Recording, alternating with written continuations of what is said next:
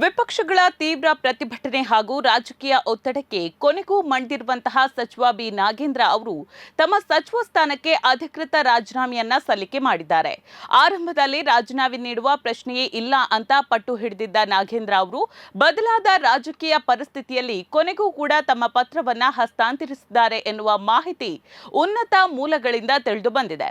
ಪ್ರಸ್ತುತ ನಡೀತಾ ಇರುವಂತಹ ವಿವಾದಗಳಿಂದಾಗಿ ರಾಜ್ಯದಲ್ಲಿ ಆಡಳಿತಾರೂಢ ಕಾಂಗ್ರೆಸ್ ಸರ್ಕಾರಕ್ಕೆ ಮತ್ತು ಪಕ್ಷದ ವರ್ಚಸ್ಸಿಗೆ ಯಾವುದೇ ರೀತಿಯಾದಂತಹ ಮುಜುಗರ ಉಂಟಾಗಬಾರದು ಅನ್ನುವಂತಹ ಮುನ್ನೆಚ್ಚರಿಕೆಯ ಉದ್ದೇಶದಿಂದ ನಾಗೇಂದ್ರ ಅವರು ಈ ರಾಜೀನಾಮೆ ನಿರ್ಧಾರಕ್ಕೆ ಬಂದಿದ್ದಾರೆ ಎನ್ನಲಾಗಿದೆ.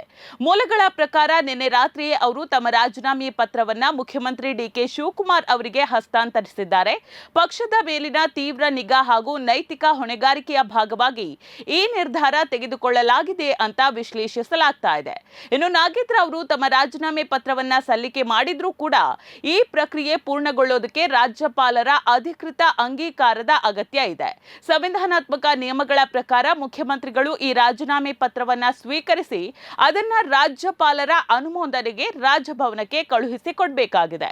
ರಾಜ್ಯಪಾಲರು ಈ ಪತ್ರಕ್ಕೆ ಸಹಿ ಮಾಡಿದ ನಂತರ ಅಷ್ಟೇ ಬಿ ನಾಗೇಂದ್ರ ಅವರ ಸಚಿವ ಸ್ಥಾನದ ಅಧಿಕೃತ ವಿಸರ್ಜನೆ ಸಂಪೂರ್ಣಗೊಳ್ಳಲಿದೆ.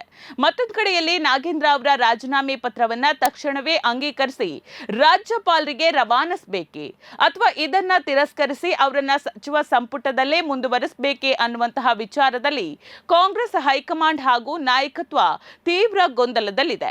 ರಾಜೀನಾಮೆ ಸ್ವೀಕರಿಸಿದ್ರೆ ವಿಪಕ್ಷಗಳ ಆರೋಪವನ್ನ ಒಪ್ಪಿಕೊಂಡಂತಾಗುತ್ತೆ ಎನ್ನುವ ಆತಂಕ ಒಂದ್ ಕಡೆಯಾದ್ರೆ, ರಾಜೀನಾಮೆ ಸ್ವೀಕರಿಸದೇ ಇದ್ರೆ ಮತ್ತಷ್ಟು ರಾಜಕೀಯ ಹಿನ್ನಡೆ ಆಗಬಹುದು ಅನ್ನುವಂತಹ ಲೆಕ್ಕಾಚಾರ ನಾಯಕರಲ್ಲಿದೆ.